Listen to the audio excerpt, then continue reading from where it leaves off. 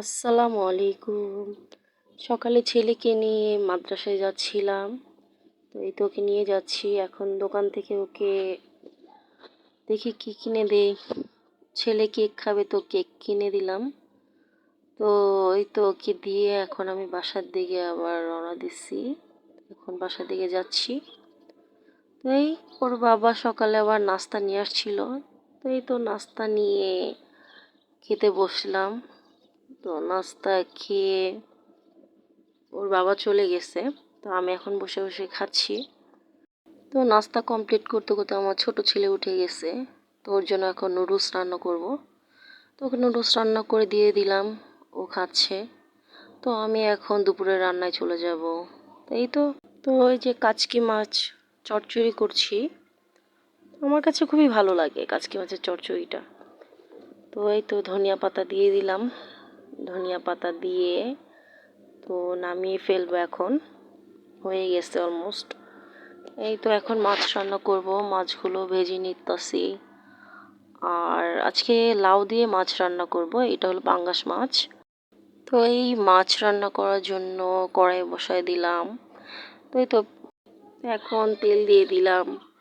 তেল দিয়ে এখন পেঁয়াজটাকে ভালো মতো একটু ভেজে নিব।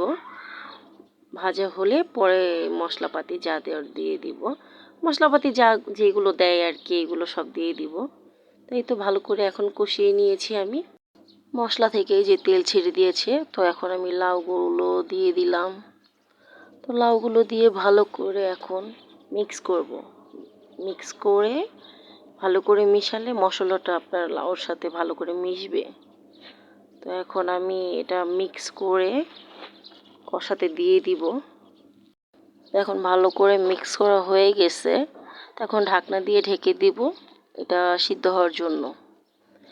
তো এই তো আমার এখন এটা সিদ্ধ হয়ে গেছে, লাউ পুরো গলে গেছে। তো এখন আমি ঝোল দিব, ঝোল দিয়ে মাছ দিয়ে দিব। তো আমি ঢাকা দিয়ে দিয়েছিলাম, তো এখন ঢাকা উঠালাম। এই তো আমার তরকারি হয়ে গেছে।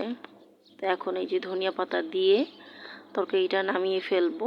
আমার কাছে আবার ধনিয়া পাতা খুবই ভালো লাগে, সব তরকারিতেই আমি ধনিয়া পাতা দিই, আমার কাছে খুবই ভালো লাগে। তো আমার এই তো তরকারি হয়ে গেছে। এখন নামিয়ে আপনার ডাল ভুনা বসাবো।